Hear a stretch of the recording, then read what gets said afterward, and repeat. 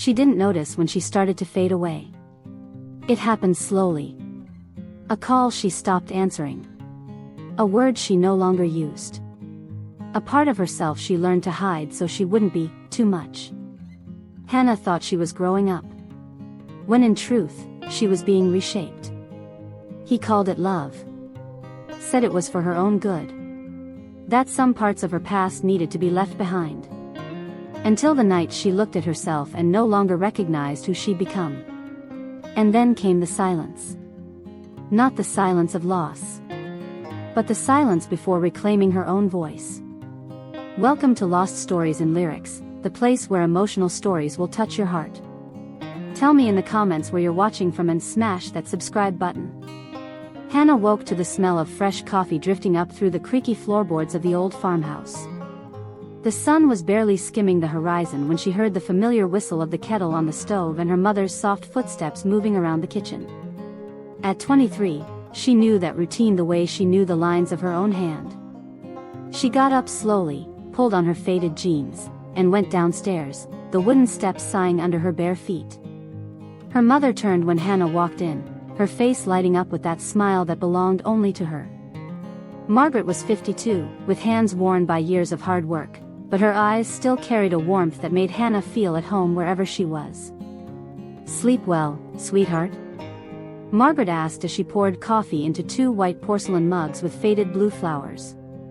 "As always," Hannah said, sitting in her usual chair, the third one along the long oak table that ran through the kitchen. That table had seen 3 generations of meals, arguments, laughter, and tears. Through the window, Hannah watched the field stretch out as far as she could see. Rural Tennessee had a way of making time feel slower, as if the whole world breathed at a different pace. It was October, and the trees were beginning to trade their green for gold and red. Hannah loved this time of year, the cool edge in the morning air, the smell of earth mixed with fallen leaves. She spent the day helping her father mend the fence along the south pasture. The work was hard, but there was something grounding in using her hands, in seeing the tangible result of her effort. When the sun began to dip, Hannah said goodbye to her parents and drove her old blue pickup down the dirt road to Sarah's house, her best friend since school. Friday night meant a bonfire at the Millers'. It was tradition. Hannah parked beside a few other cars and walked into the backyard, where orange flames already danced against the darkening sky. Sarah waved from across the fire, a beer in her hand, laughing at something Tyler had just said. "Finally," Sarah called when Hannah came closer. "I thought you were going to bail." "I've never missed a Friday," Hannah said, taking the cold beer Matt handed her. There were 6 of them around that fire. They talked about everything and nothing. Tyler told a story about the cow that had escaped for the 3rd time that week. Sarah complained about her boss at the hardware store. Matt talked about plans to expand the family barn. Hannah mostly listened, laughing at the right moments, soaking in the warmth that came not just from the fire but from the feeling of belonging. And yet there was something inside her, small and persistent, that kept asking if this was all there was. If life would always be these same conversations, these same people, this same dirt road. Hannah loved her town, loved her friends, but sometimes she looked up at the star-filled sky and wondered what else existed beyond those hills. It was a Saturday morning 3 weeks later when everything changed. Hannah had gone into the city with her mother to shop for things the local store didn't carry. They were standing in line at the grocery store when Hannah saw him.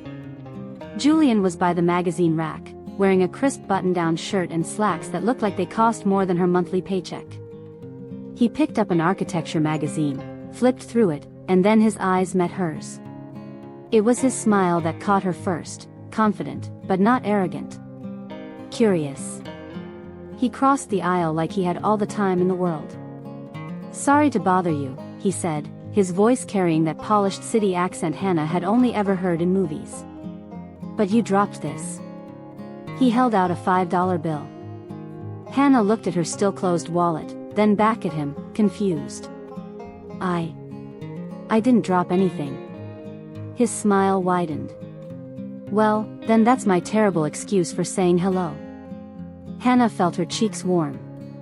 Beside her, Margaret watched the scene with that motherly mix of curiosity and caution. Julian introduced himself. He explained he was in town for a project with an urban architecture firm and would be staying about 6 months to oversee the construction of a new commercial complex. But in that moment, with him looking at her like she was the most interesting thing in the room, 6 months felt like a lifetime of possibility. The following months were a whirlwind. Julian took her to restaurants Hannah didn't even know existed an hour away from home. He talked about cities she'd only seen in pictures: Paris, London, New York. He described a life where people dressed elegantly and discussed art in bright galleries, where coffee came in tiny cups and cost more than a full lunch. And Hannah started to dream. To dream of a bigger, shinier life. Julian made everything feel possible. He told her she was too beautiful, too smart, too special to stay in that little town forever. "You deserve more," he said one night as they sat on the hood of her truck, watching the stars. "You deserve to see the world." When Julian asked her to move with him to the city once the project ended, Hannah said yes without thinking much about it. Her mother frowned when she told her. Her father stayed quiet for a long time before asking if she was sure. Sarah asked if she really knew Julian well enough. But Hannah was in love. Convinced this was fate, her ticket to the life she'd always wanted without knowing she wanted it. 5 months later, Hannah was packing her things. The house that had been her safe harbor her whole life suddenly felt small, the walls too close. Julian had rented a modern apartment on the 10th floor of a sleek building. It had a view of the city, he said. It had everything they needed to start their life together.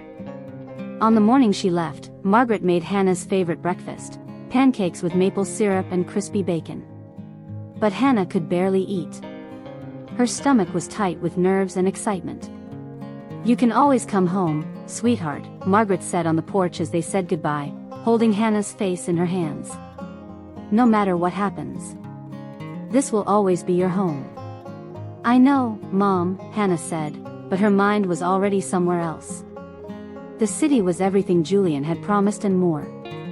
Bright lights, busy streets, people everywhere. The apartment was small but stylish, with huge windows and furniture that looked like it came straight out of a magazine. For the first few days Hannah felt like an intruder, afraid to touch anything, to disturb the perfection.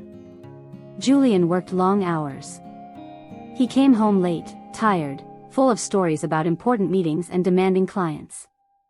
Hannah found a job at a cafe 3 blocks from the apartment.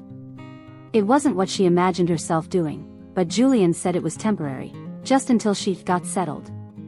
The first weeks felt like a honeymoon. Then the little things started. Hannah used to call her mother every night after work. It was the part of the day she looked forward to most, that connection to home. But one Thursday, while she was in the middle of a conversation with Margaret about an apple pie recipe, Julian walked into the bedroom and stopped in the doorway, arms crossed. After she hung up, he asked, "Do you talk to her every day?" "Yes," Hannah said, confused by his tone. "Why?" Julian sighed and sat on the bed beside her. "Honey, I know you're close to your family. But, have you ever thought that maybe your mom is a little controlling?" Hannah blinked. "Controlling? My mom? All those constant calls. It's like she can't let you go.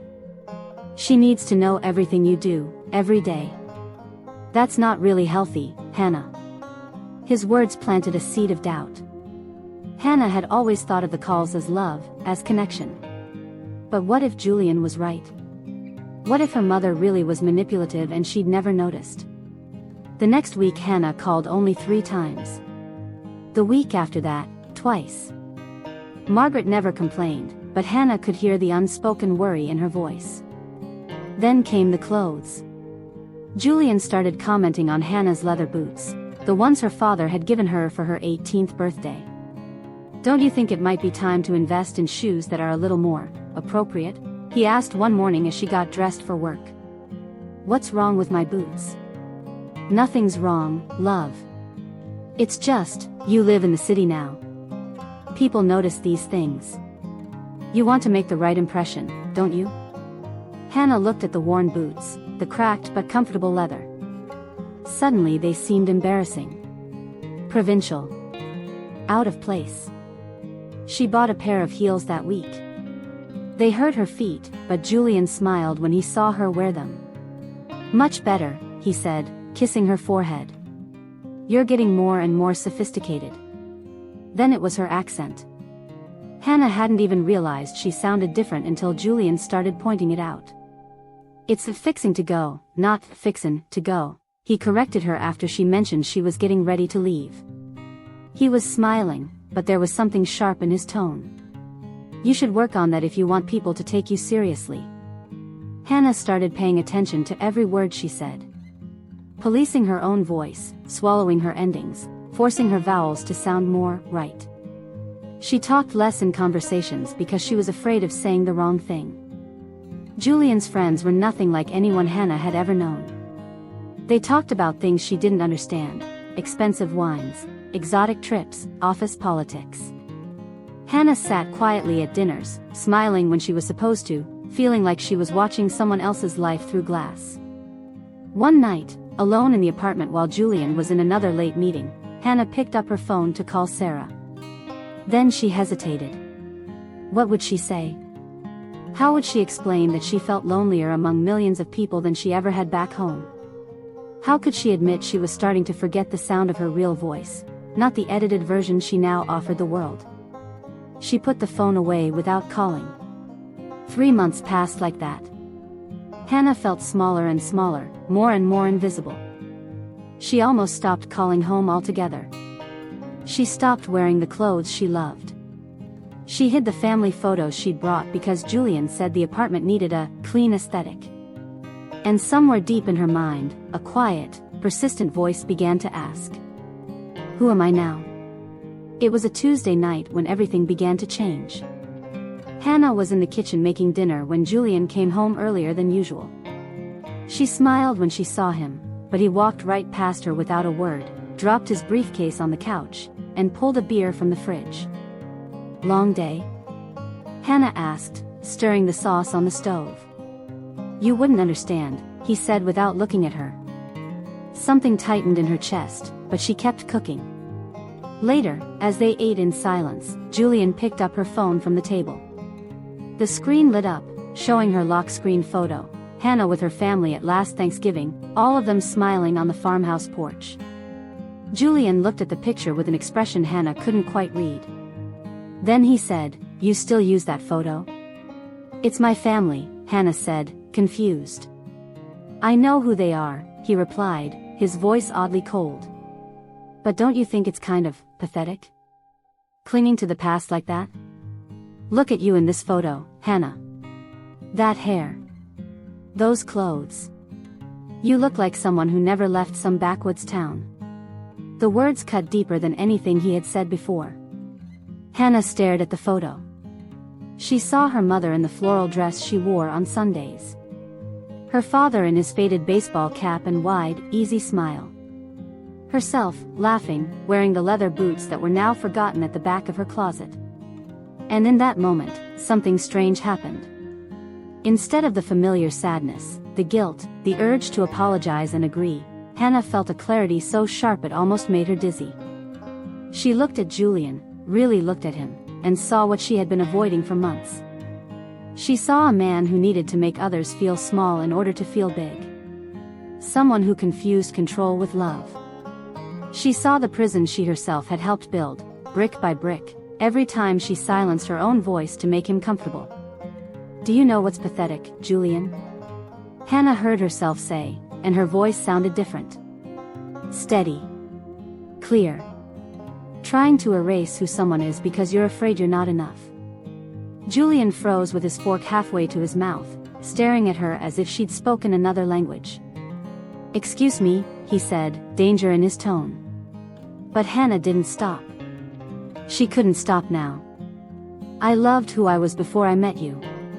I had friends who really knew me. A family who loved me without conditions. A place where I belonged. And I traded all of that for what? For shoes that hurt my feet? For being afraid to speak because you might not like my accent?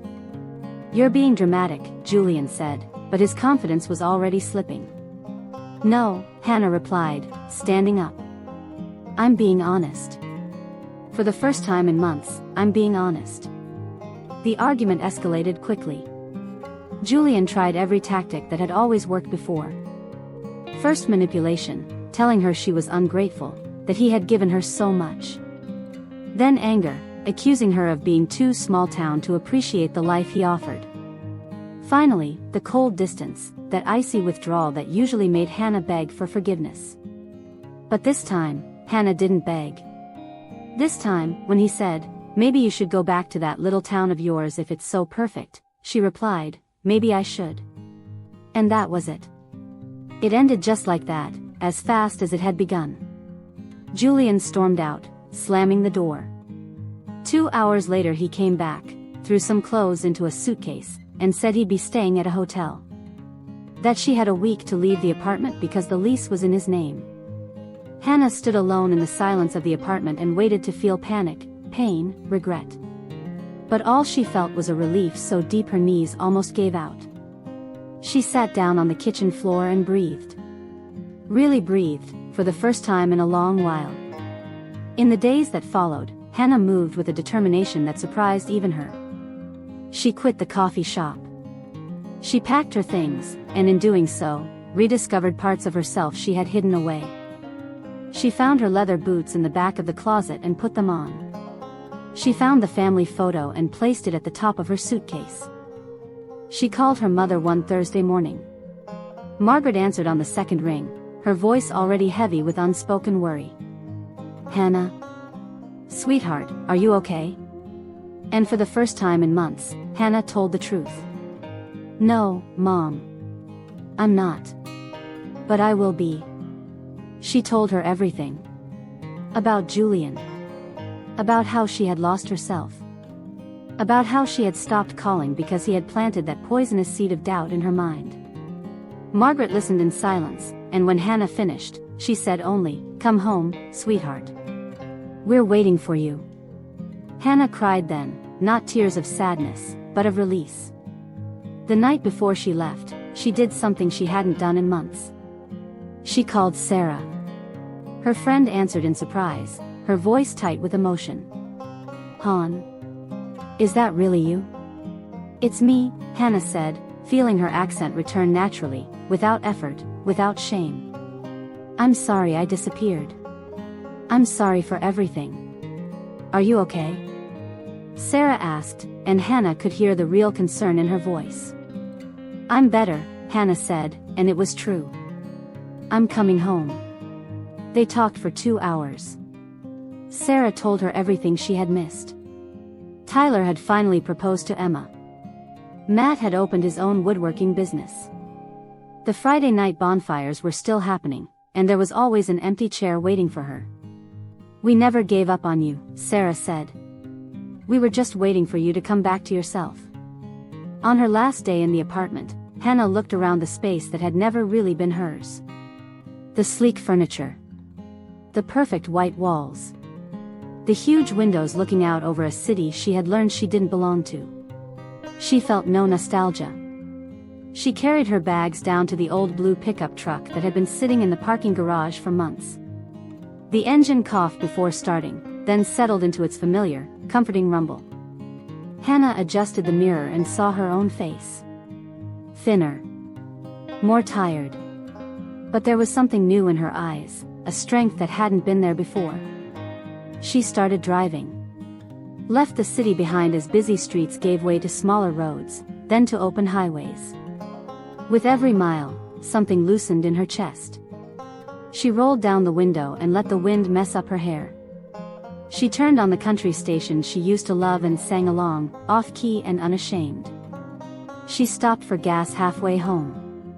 As she filled the tank, an elderly woman walked up and admired the truck. "That's a beauty," she said. "You don't see many like that still running." Hannah smiled, a real, wide, genuine smile. "It's been in my family for years. My dad taught me how to drive in it." "You're lucky," the woman said.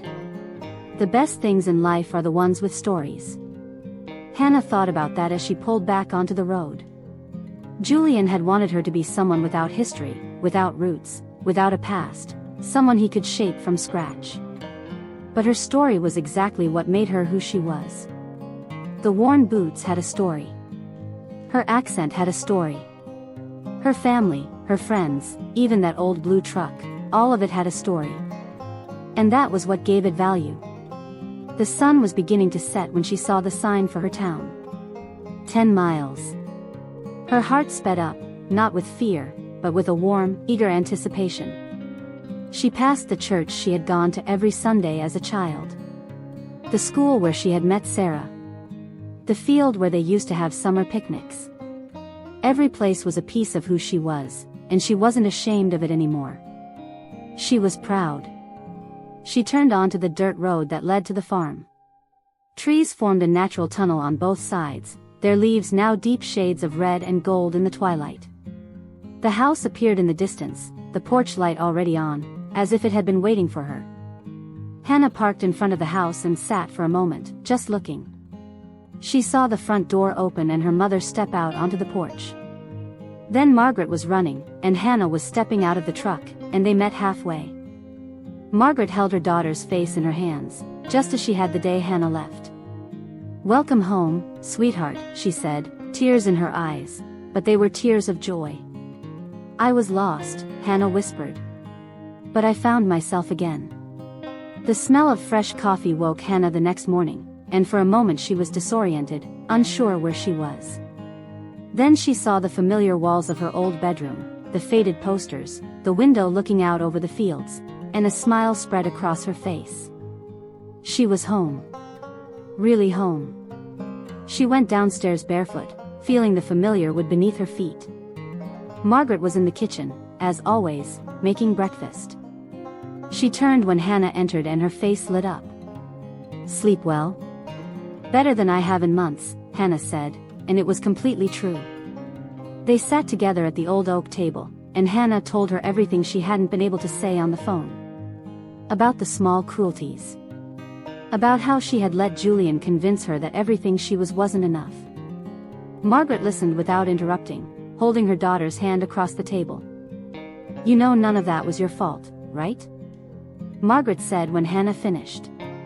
"People like him look for someone exactly like you, kind, open, full of light, and then they try to dim that light because it exposes their own darkness." Hannah squeezed her mother's hand. "I know that now. It took me a while, but I do. And you know you're strong, sweetheart. Stronger than you think. Because leaving, admitting you were wrong, finding your way back to yourself, that takes a kind of courage most people never find." Something deep inside Hannah shifted at her mother's words. She had spent so long feeling weak, foolish for falling into Julian's manipulation. But her mother was right. It had taken strength to see clearly. It had taken courage to walk away. Over the next few days, Hannah allowed herself simply to exist. She woke without an alarm, had coffee with her parents, helped around the farm. She wore her old clothes, her worn boots, spoke the way she always had.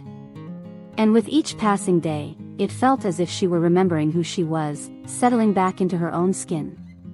On her first Friday back, Sarah showed up at the farm at dusk.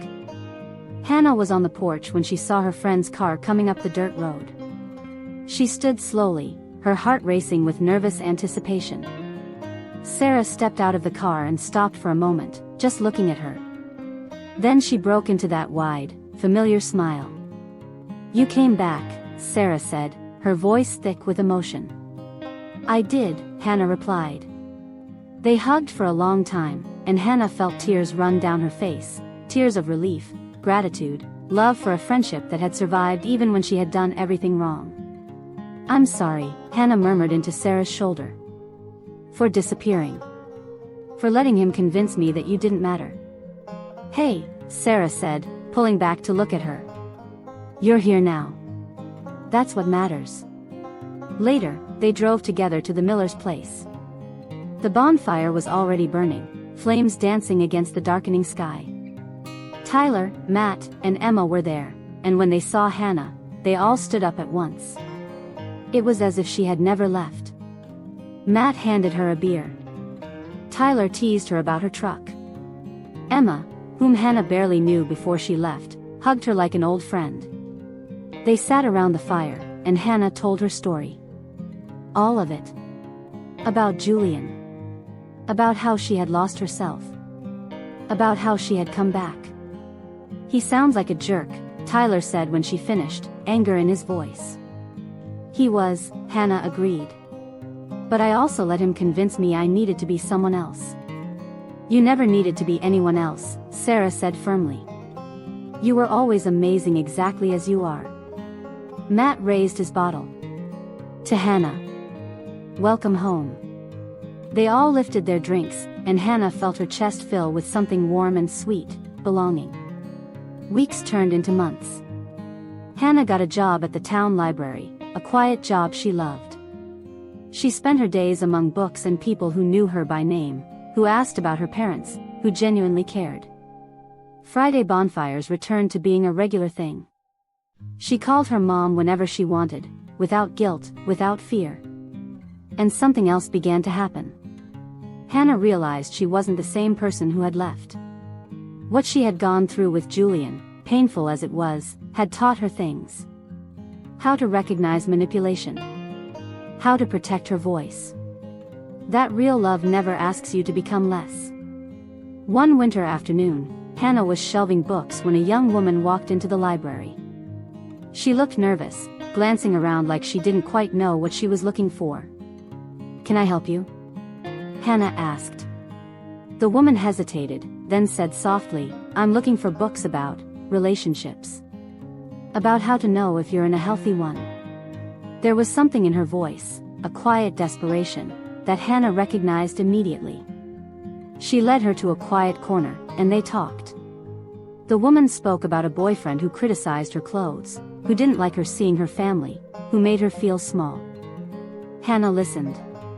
Then she said gently, "I've been where you are. And I can tell you this, the right person will never make you feel that way. The right person loves who you are, not who you'd be if you changed." She saw tears in the woman's eyes, but also hope. She gave her a list of books and her phone number. "If you need to talk, call me." Really. In spring, Tyler and Emma got married, a simple ceremony at the town church, followed by a party at Tyler's parents' farm. Hannah was a bridesmaid. She wore a light blue dress and her boots, because Emma insisted she wear what made her happy. She danced all night, laughing, whole. At one point, Sarah slipped an arm around her shoulders. "Are you happy?" she asked. Hannah thought about it. About who she had been, who she became, who she was now. "When I left, I thought I needed to become better," she said slowly. "That this life was too small. That I was too small. Julian convinced me of that. And now?" Hannah smiled, watching Matt try to teach Tyler's dad how to dance. "Now I know the only thing that was small was his vision." Later that night, driving a tipsy cousin home, the girl asked, "You're Hannah, right? The one who went to the city?" "I was." "And you came back?" "I did." The girl was quiet for a moment. "I always wanted to leave. Everything feels so, the same." Hannah recognized her old voice in that. "I get it. But here's a secret, there's no perfect place waiting somewhere else.